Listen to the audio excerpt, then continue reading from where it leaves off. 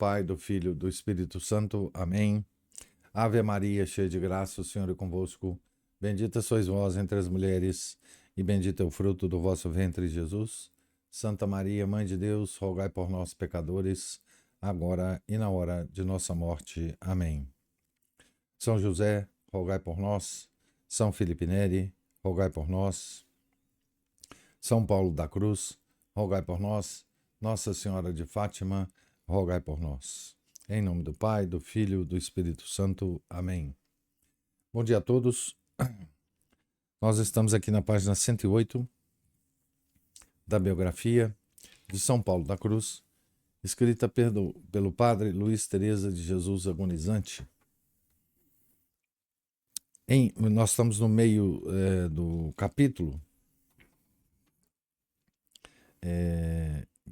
que narra a vida do nosso santo de janeiro a setembro de 1721, em pleno apostolado. Logo que se transferiu para Santo Estevão, levou ao conhecimento do pároco a ordem do bispo de explicar o catecismo às crianças e que era seu desejo começá-lo no próximo domingo.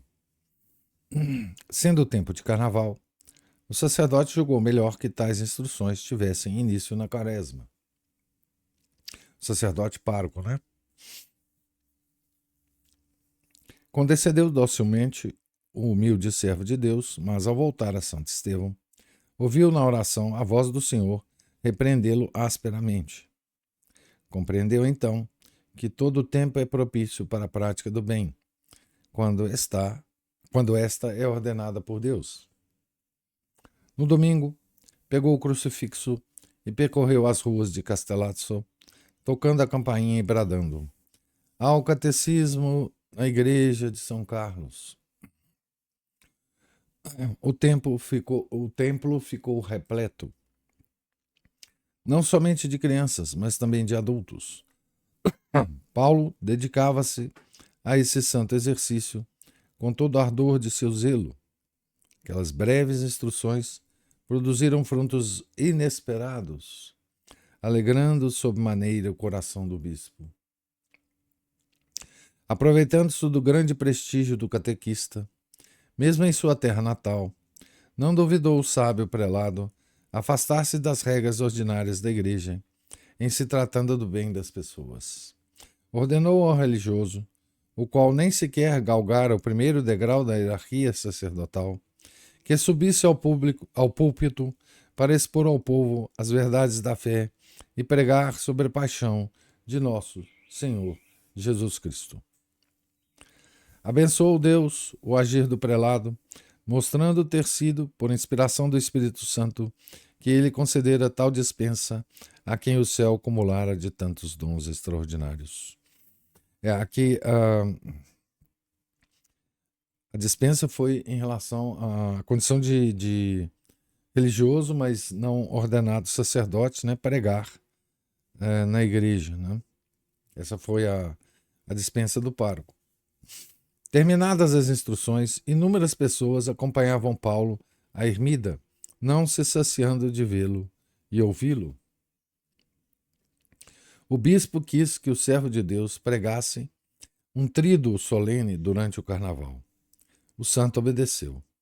Ao cair da tarde, com a cruz nos ombros, percorria as ruas da cidade, seguido de numeroso cortejo, entoando cânticos sagrados. Era o convite para ouvirem a palavra divina. Quando subia ao púlpito, a igreja estava repleta. Ao contemplar o pregador, de hábito preto e rosto macilento, mas inflamado de caridade, ao ouvir-lhe as palavras, ora terríveis, ora afetuosas, a multidão comovida implorava em altas vozes a misericórdia divina. O demônio procurou certo dia perturbar o auditório, agitando furiosamente uma mulher possessa. O servo de Deus descobriu o ardil do espírito maligno, impôs-lhe silêncio e o demônio calou-se. Todos, atemorizados, começaram a clamar: perdão, misericórdia. e a palavra de Paulo redobrou de eficácia. Os dias de desordens e pecados transformaram-se em dias de penitência e oração. Não houve danças, nem festas, nem quaisquer desses divertimentos perigosos para a virtude. E o mais interessante é que ninguém manifestou descontentamento. Apenas um jovem desejou solenizar o casamento com baile público. Paulo soube disso e, para impedi-lo, encaminhou-se com a cruz alçada ao lugar da dança. Ainda lá não chegara e já os convivas, envergonhados e confusos, se dispersaram. O que, porém, melhor provou a eficácia de suas prédicas foi a reforma dos costumes e as numerosas confissões. Basta dizer que os confessores, não podendo suportar tão ingente fadiga, lamentavam-se do zelo do jovem pregador. Um deles chegou a dizer-lhe: "Que é isso?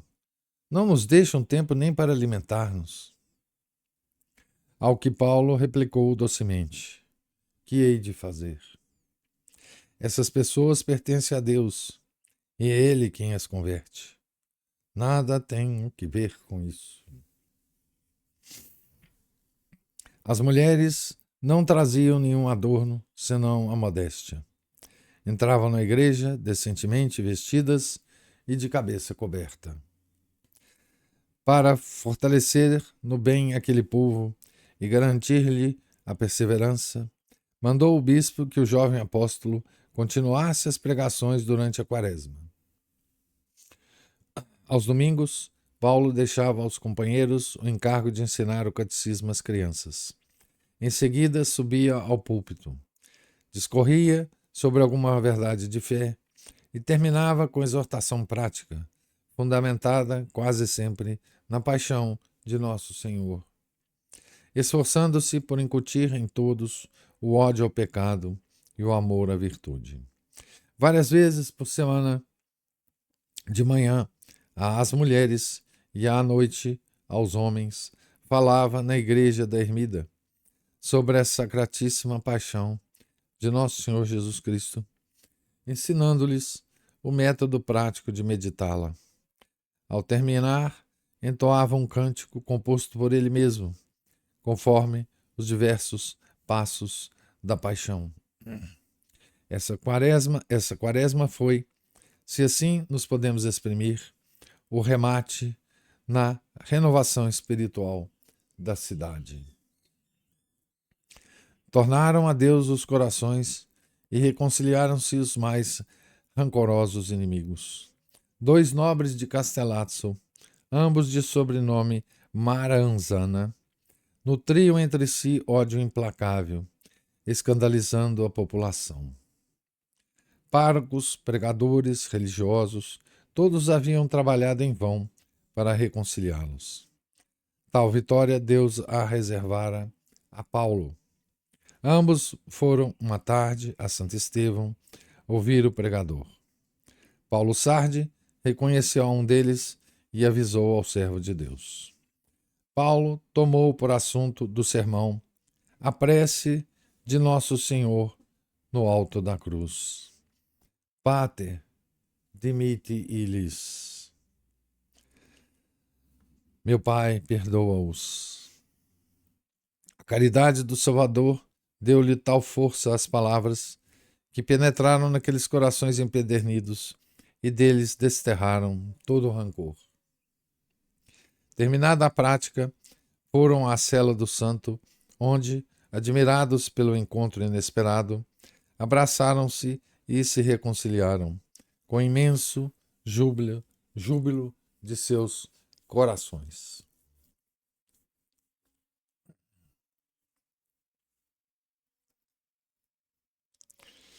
Paulo exortou-os a se confessarem naquela mesma tarde, e, em reparação do escândalo, quis que comungassem juntos no dia seguinte, na igreja paroquial de São Martinho.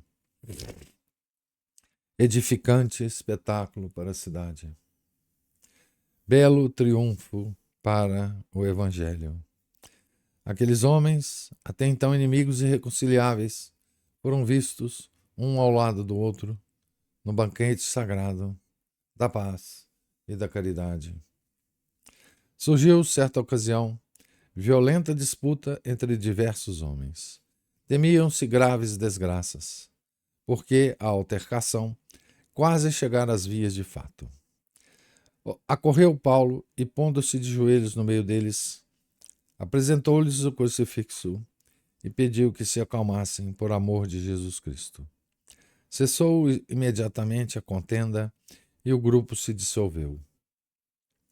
Quantas reconciliações com Deus e com o próximo não obteve o jovem durante aquela quaresma? Chegada a Semana Santa, o compassivo coração de Paulo enterneceu-se mais e mais no amor a Jesus crucificado. Comoção extraordinária embargava-lhe a voz. Gemidos e soluços interrompiam-lhe o sermão. Na sexta-feira, pôs aos ombros pesada a cruz e na cabeça uma coroa de espinhos, os quais a penetravam tanto que o sangue lhe escorria pelo rosto. Assim, foi visitar o Santo Sepulcro em todas as igrejas de Castellazzo, renovando aos olhos de todos a jornada cruenta de Cristo pelas ruas de Jerusalém. Chegou ao conhecimento das localidades vizinhas o grande bem operado por Paulo em Castellazzo. Os marqueses del Pozo, que já o conheciam e lhe admiravam a virtude, desejaram que fosse pregar em suas terras de Retorto e Portanova. Dirigiram-se ao bispo, que de boa vontade anuiu aos anseios daqueles piedosos senhores, enviando nosso missionário àquelas paragens, logo depois da Páscoa. Também lá o povo acorreu em grande multidão para ouvi-lo. Muitos, para assistir aos sermões, tinham que atravessar o Olba. Certo dia, estando o rio a transbordar pelas águas do degelo, meteu-se em pequena embarcação número excessivo de pessoas. Apenas se haviam afastado da margem e foram de improviso arrastados pela correnteza. Estava a barca a sossobrar quando, em meio da angústia e dos gritos dos passageiros e dos espectadores, apareceu o servo de Deus. Abençoou com o crucifixo aqueles infelizes e a embarcação chegou inesperadamente à outra margem. O acontecimento aumentou a veneração que lhe tributavam como santo poderoso, tanto em obras como em palavras. E foram também abundantes os frutos colhidos naquelas missões. Terminava-as com procissões de penitência, a que tomavam parte pessoas da mais alta distinção. A Marquesa del Pozo acompanhava-as sempre descalça, e o missionário carregava aos ombros pesada cruz, que a boa senhora teve a consolação de obter e que ainda hoje se conserva como preciosa relíquia no castelo dos Marqueses del Pozo. Ainda se conserva hoje é na época em que o padre escreveu a biografia, né? No século XIX. Após essa excursão apostólica, Paulo voltou à solidão para retemperar a alma na prece e na penitência. O tabernáculo e o Calvário eram os mananciais de água viva em que seu coração auria novo rigor. Por essa contínua união com Deus, pôde suportar constantemente as fadigas do apostolado e as austeridades do claustro. Não hesitava, porém, em sacrificar a vida contemplativa, tão doce ao seu coração, quando a caridade o exigia. Ao saber que alguém estava enfermo, apressava-se em ir consolá-lo. prestava-lhes os mais humildes cuidados e frequentemente, ao benzê-lo com o crucifixo, obtinha-lhe Deus a saúde. Um senhor chamado José Longo achava-se em tal estado de debilidade que não podia ingerir alimento nenhum. Paulo foi visitá-lo e lhe preparou certa bebida, apresentando-a como excelente remédio. Bastou o enfermo ingeri-la para logo recuperar as forças e a saúde. Todos consideraram tal cura como graça obtida pelas orações e pelos méritos do servo de Deus. Narremos outro ato de virtude, ainda que repugnante à delicadeza de nosso século. Aqui vai uma crítica, né, ao século XIX, né? Delicadeza de nosso século. Havia em Castellazzo um homem chamado André Verghetto, que sempre levava à ermida de Santo Estevão a lenha necessária para o fogo. Sucedeu que o pobre homem se feriu em uma perna e a chaga se transformou em úlcera gangrenosa. A gratidão levou Paulo à cabeceira do enfermo. Depois de consolá-lo, quis ver a chaga, que exalava cheiro insuportável. O servo de Deus não pôde dominar repentino movimento de repugnância, mas contemplando naquelas chagas as de Jesus crucificado, mandou ao enfermo que voltasse o rosto para o lado e passou a língua na ferida. Verghetto, que o percebera, comoveu-se deveras. Paulo suplicou-lhe, que não dissesse nada a ninguém. No dia seguinte, o médico, admirado, encontrou a ferida cicatrizada. Verghetto, completamente restabelecido, pôde levantar-se e andar como se nunca tivesse ficado doente. Não soube, todavia, guardar silêncio. Divulgou por toda parte a cura milagrosa e foi a retorto relatá-la aos marqueses del Pozzo. A ermida de Santo Estevão era refúgio de quantos necessitassem de conselhos e consolação. Para lá ia toda a classe de pessoas, inclusive eclesiásticos e religiosos. Paulo acolhia todos com bondade e delicadeza, como costumam fazer os santos. Por vezes, convidava-os com toda simplicidade a tomarem alguma coisa. Oferecia-lhes, sem lhes levar em conta a posição, suas míseras provisões. Certa manhã, ao receber a visita da marquesa del Pozzo, colocou sobre a mesa uma cebola e algumas folhas de salada, com o pão recebido de esmola. A gentil senhora aceitou a oferta, julgando-se feliz em sentar-se à mesa da santa pobreza. Noutra ocasião, enquanto Paulo discorria sobre assuntos espirituais, um certo jovem de distinta família, mais tarde ótimo sacerdote, presenteou uma benfeitora com um pãozinho temperado com azeite e sal. O servo de Deus o recebeu com reconhecimento e o serviu ao hóspede. Após havê-lo comido, o jovem perguntou se havia alguma coisa para beber.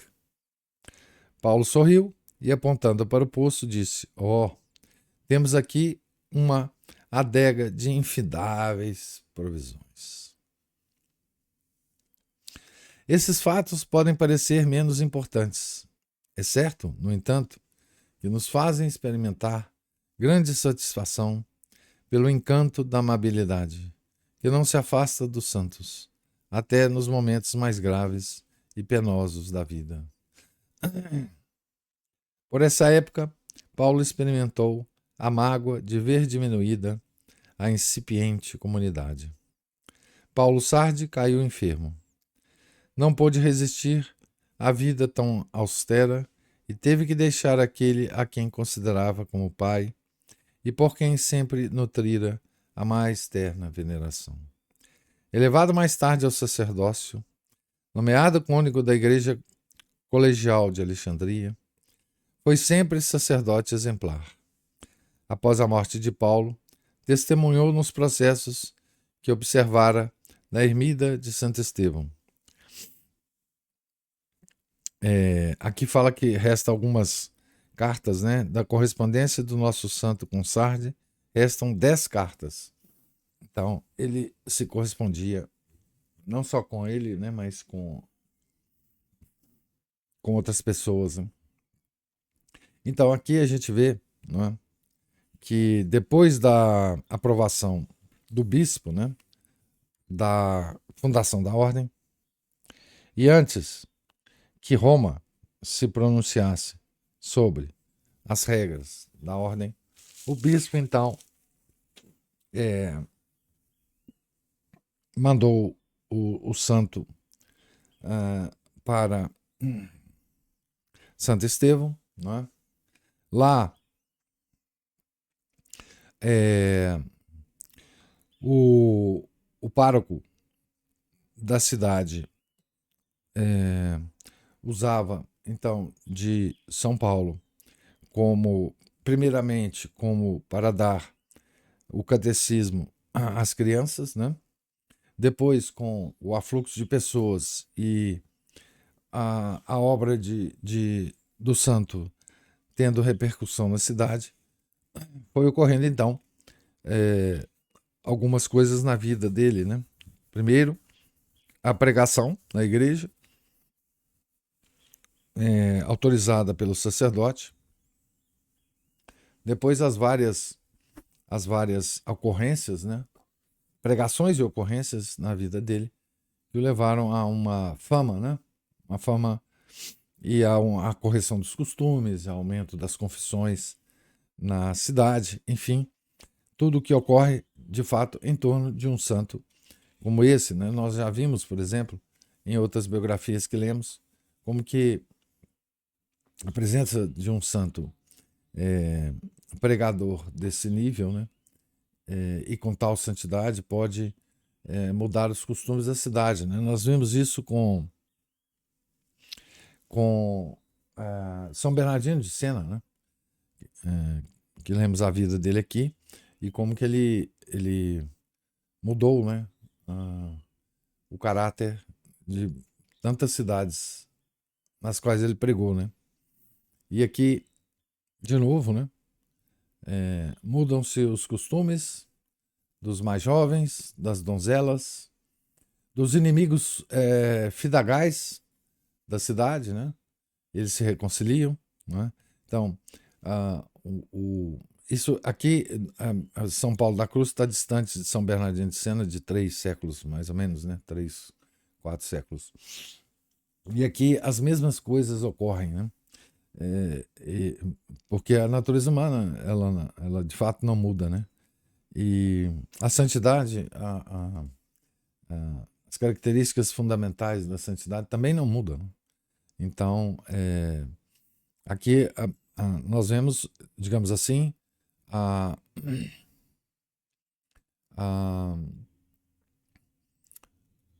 santidade se expressando para o público da forma com que ela pode ser expressa ou pode ser compreendida, né? Pelos 5 sentidos, né? Nós, enfim, não tivemos o privilégio nem com Bernardino de Sena nem com Paulo da Cruz, mas de vê-los com os nossos 5 sentidos, né? Mas esse contato, essa visão de um santo, né? De uma santidade em operação, né? em plena luz do dia, né? Não só através dos fatos milagrosos, né? Que ocorrem, mas também das palavras dos santos, né? De como que essas palavras elas chegam aos ouvidos dos míseros pecadores, né? Que somos nós, né? Como é que Deus, através da sua graça, né, inflama o santo e faz com que as suas palavras sejam tão significativas, né? Para cada uma daquelas pessoas que estavam ouvindo, que viviam em situações diferentes, em circunstâncias diferentes, com uma história de vida diferente, né? E vendo São Paulo da Cruz, né? Jovem ainda, né? E ainda nem sequer padre. E, na verdade, Roma ainda nem tinha aprovado as regras, ele estava vivendo na comunidade dele, sob as regras que ele elaborou, mas só com a permissão do bispo, né? Então, como que já essa santidade promovia, né, esse tipo de coisa, né? Essa graça para essas comunidades, né? Isso em pleno século XVIII, né? O século das luzes, o século do iluminismo, o século que estava destinado a mudar significativamente, né, a história do mundo.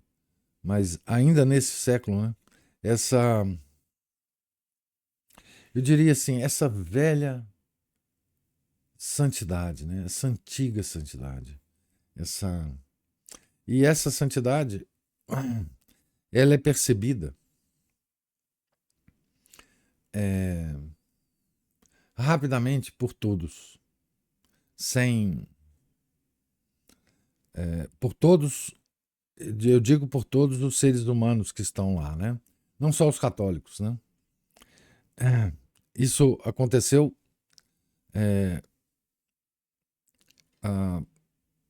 com as proporções devidas, né? Com o padre, no século XX, com o padre Pio, né? Então, esse tipo de percepção externa da santidade, ela é geral, né? Os ateus, católicos, protestantes de todas as denominações, muçulmanos, judeus, qualquer que seja a pessoa, ela percebe essa santidade, porque a força dela é arrasadora, né? Não tem como não observar, né? E a graça dada por Deus a cada um faz então com que cada um reaja a essa santidade de uma forma específica, né? E é claro que essa percepção externa da santidade, ela, quer dizer, a gente toca com os nossos 5 sentidos, né? Apenas na periferia dessa santidade, né? Porque o que se passa na alma de um santo dessa grandeza, né? São coisas muito mais elevadas, né? Essa santidade perceptível externamente, né? É só uma franjazinha de luz, né? Dessa luz que envolve o santo, que nós não temos capacidade de ver, né? E o povo que tinha contato com esse tipo de santidade, né, percebia claramente, né? Muito pelos fenômenos extraordinários que ocorriam, mas também pelo comportamento do santo, pela vida que o santo leva, pelo comportamento que ele tem nas várias situações, né, do século em que ele vive, né? Certo? Então, é uma beleza a gente ler esse tipo de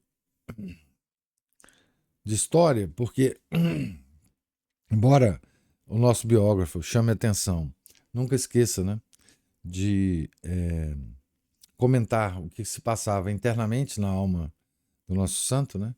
Ele também descreve bem como é que era a reação do povo, né? Que é a reação que nós teríamos lá, né? Diante desse santo, né? Do povo de todo tipo de posição social, né? O padeiro, o faxineiro, o mecânico,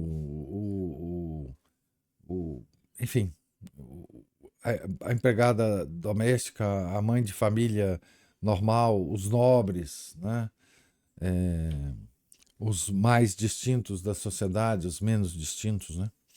Seria uma reação como qualquer comunidade, em qualquer época da história do homem, reagiria a esse tipo de santidade, né? E também aqui o nosso autor nos brinda com as informações também de como que reagiu o demônio, né? Porque o demônio também sempre reage do mesmo jeito, né? Nós já vimos a reação do demônio em tantos santos que nós lemos a vida aqui, né? São Coroadário, São João Bosco, São João Crisóstomo, enfim, Santa Teresa. Então, o demônio tem sempre uma reação mais ou menos parecida. Ele não é muito criativo nisso, não, né? Em relação a essa santidade, né? Então, os pecadores, os míseros pecadores, e o demônio sempre reagem mais ou menos da mesma forma, né? Mas então, eu queria ouvir os comentários de vocês sobre a leitura, se houver. E aí, professor, Ô, Márcio, tudo bom? tudo. Então, essa passagem de hoje ficou muito interessante. Eu gostei muito porque quase que fez um resumo aí da vida do santo, né? E da atuação do santo, das reações normais que ocorrem, né? Além do apostolado de palavra dele, o apostolado do bom exemplo, né? Que arrastava esse pessoal todo atrás de si, né?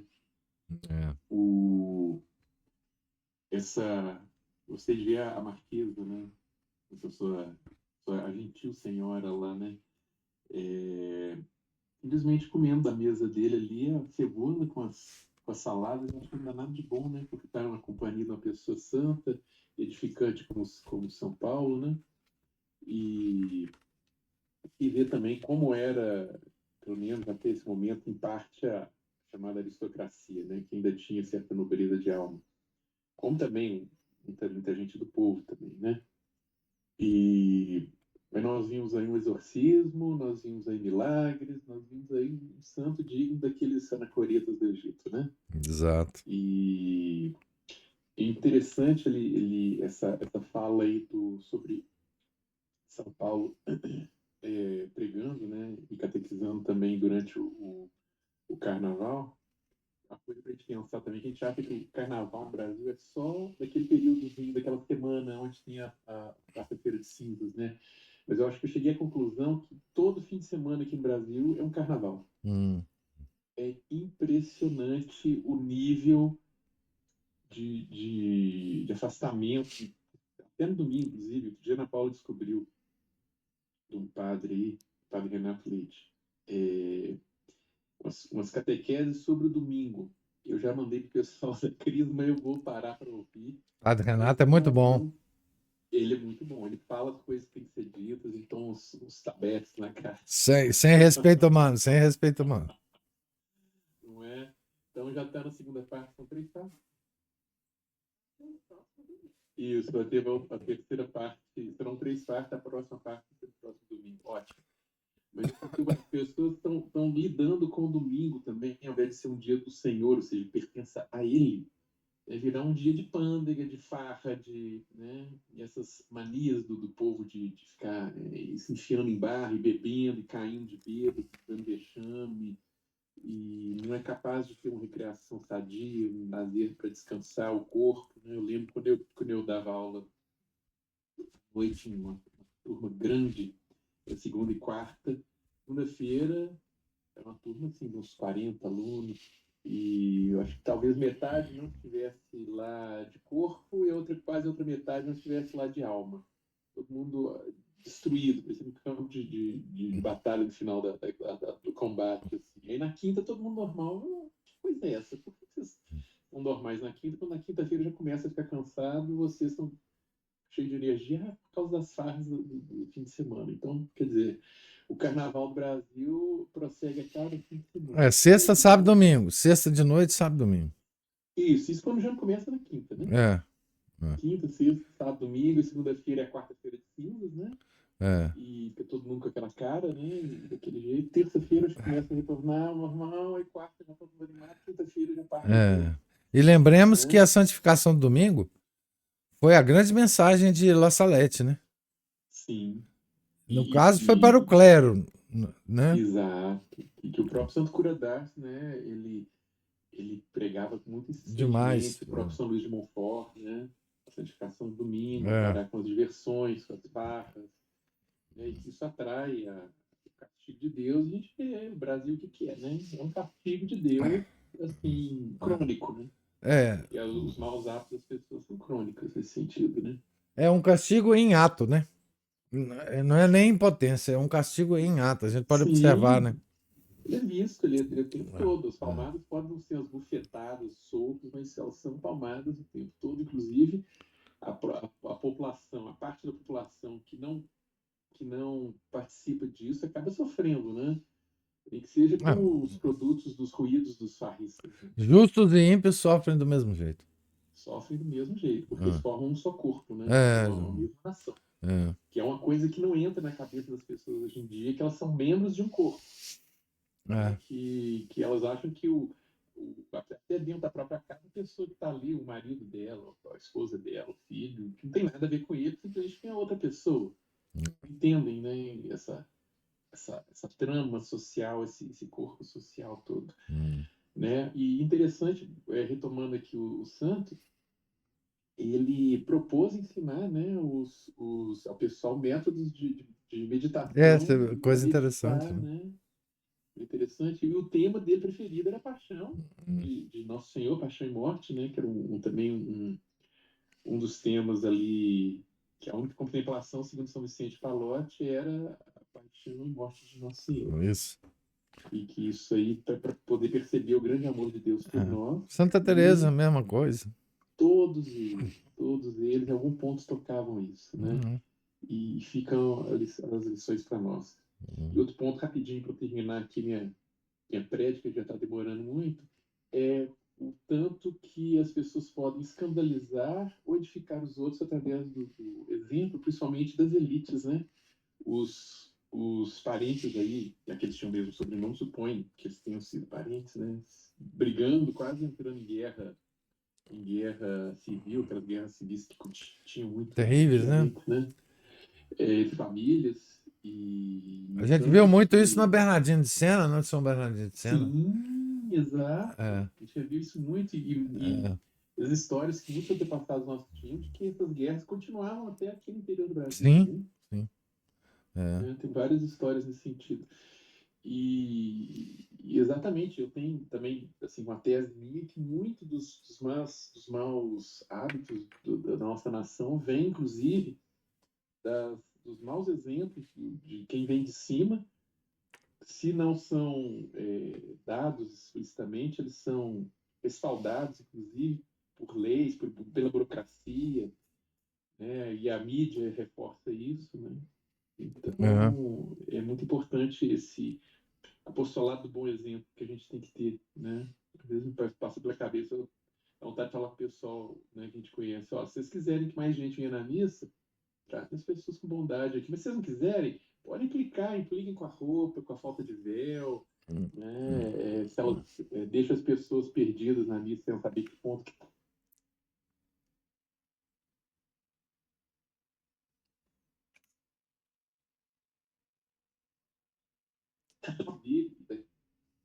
né? Bom, professor, cheguei, falei demais, mandei resumidamente um recado, agora é com os comentários aí, com os colegas. Pois é, quando você estava falando do apostolado bom exemplo, eu estava imaginando aqui, né, a cidade de Castelatso e essa presença, né, de São Paulo da Cruz, né? Então ele vai lá, faz a pregação dele, faz as exortações, realiza um ou outro ato que pode parecer às pessoas milagre, mas imagina, né? Ele tá andando no meio da rua, normalmente ele estava com o crucifixo ou estava mesmo carregando a cruz, né? O próprio passo desse santo, o próprio passar desse santo na rua, né? Alguém do lado de dentro, por exemplo, de um estabelecimento comercial, da própria casa dele, né? Vendo essa figura passar, né? A forma dela andar, né? A forma dela se portar. Às vezes a cena é que essa pessoa de dentro da casa está olhando para fora, vê o santo passar e vê alguém se aproximar do santo, o santo tratar essa pessoa de certa forma, né? Às vezes essa cena ela é mais eficaz, né, para a conversão de quem está assistindo a cena, né, do que talvez até um sermão do santo, né? Então é isso que você fala, né? Só para dar um exemplo, né? É do que você fala do apostolado do exemplo, né? O apostolado do exemplo ele ele é eficaz ao longo de todo o tempo que o santo está em público, né? Qualquer coisa que o santo faz, né? E, então esse apostolado, às vezes, ele é mais ele é mais eficaz, né? Do que o da palavra, né? E, e, e assim a gente vê o quanto que a todo momento, né? Da vida da gente, como católico, né? A gente tem que se comportar como católico, né? Porque as pessoas estão vendo a gente, né? E a gente tem que, nós, miseráveis pecadores, temos que ficar preocupado em não escandalizar as pessoas, né?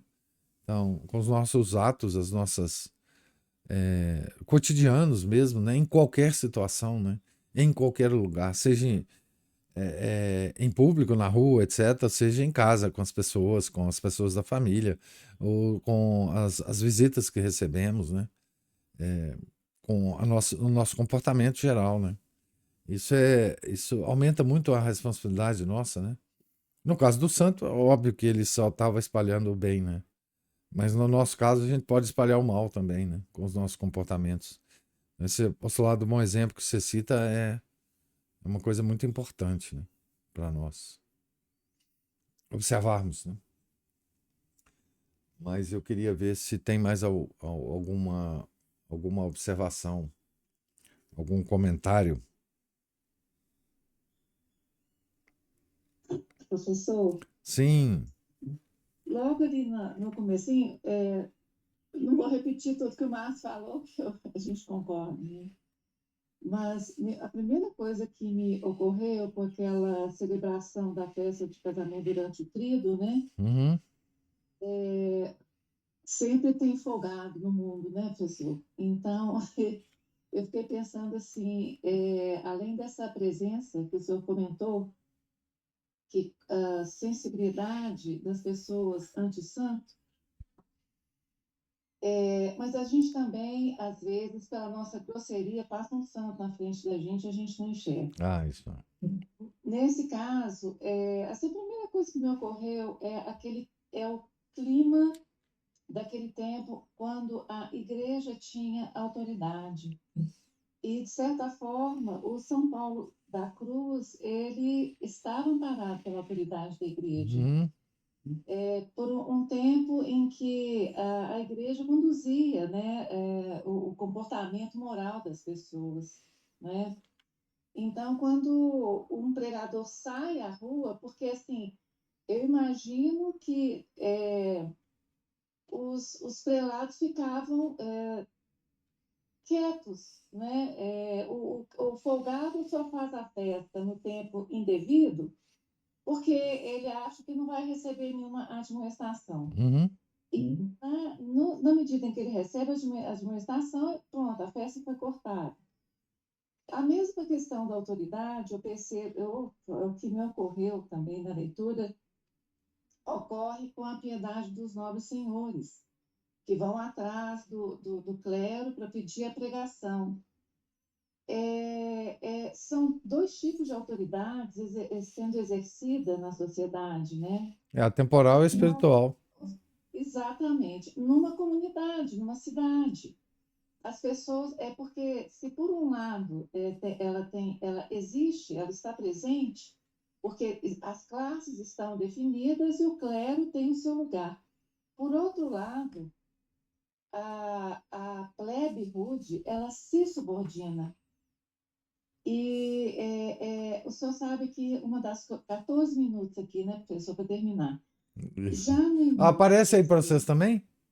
agora eu virei aqui o celular para ver o senhor de forma inteira, porque eu não conseguia ver. Apareceu para mim aqui, o Isso. celular Ah, no tá. horizontal. Ah, No tá. horizontal, pela primeira vez apareceu. É.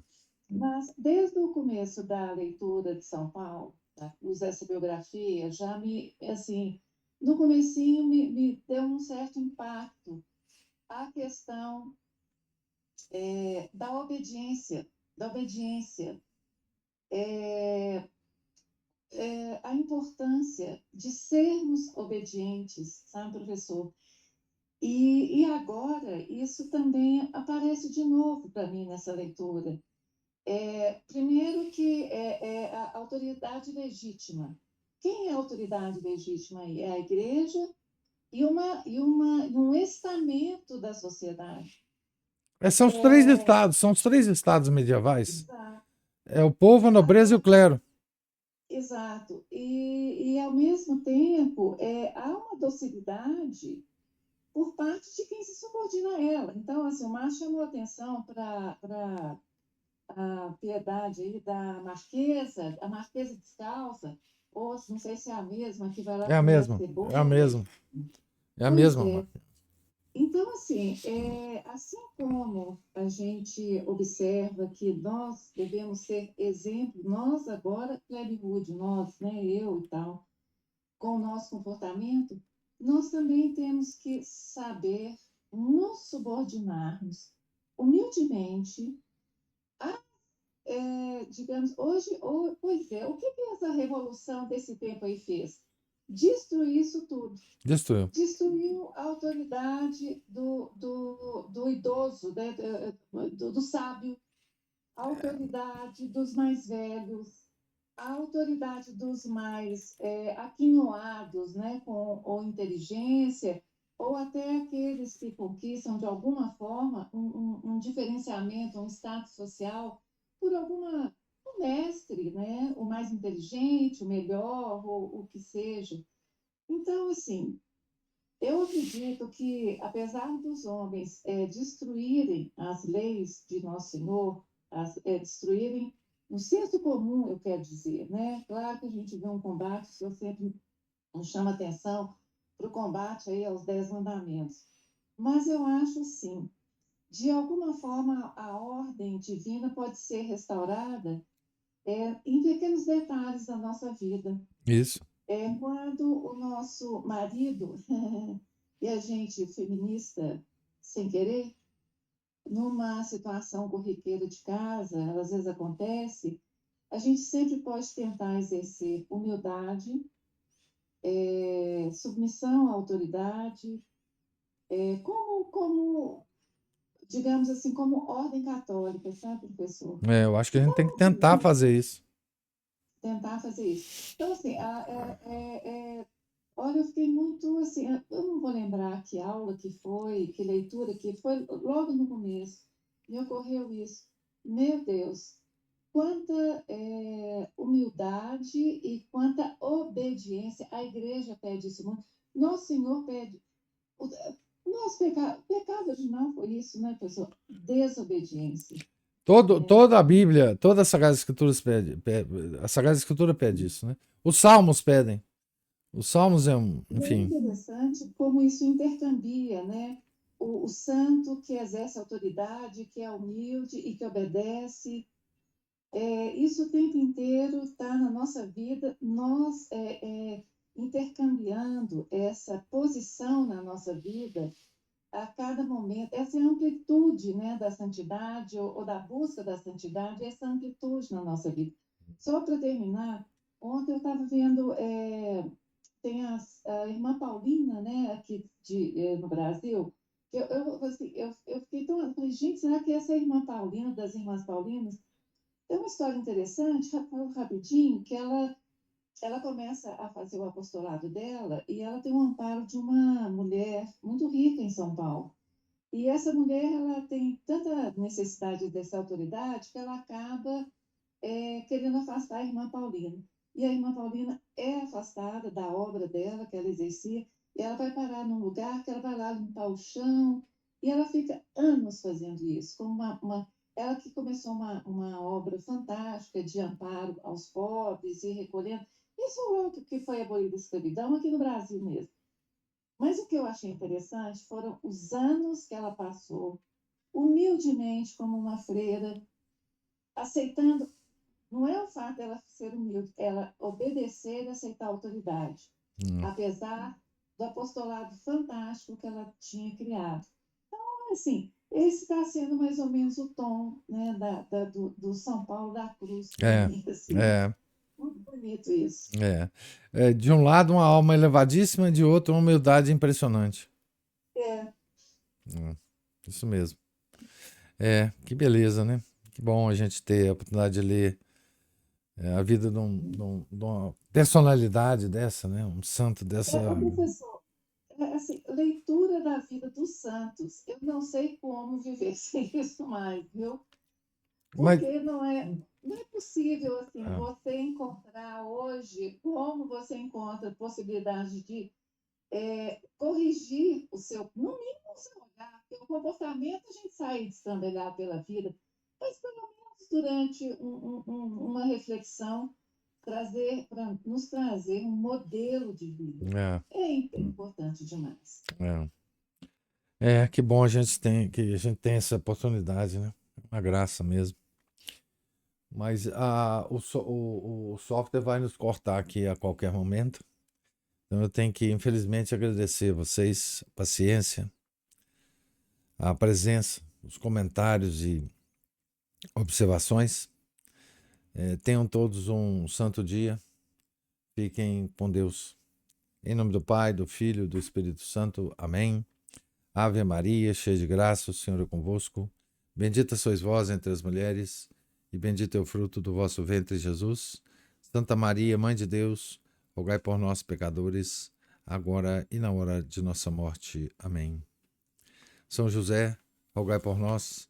São Felipe Neri, rogai por nós. São Paulo da Cruz, rogai por nós. Nossa Senhora de Fátima, rogai por nós. Em nome do Pai, do Filho, do Espírito Santo. Amém.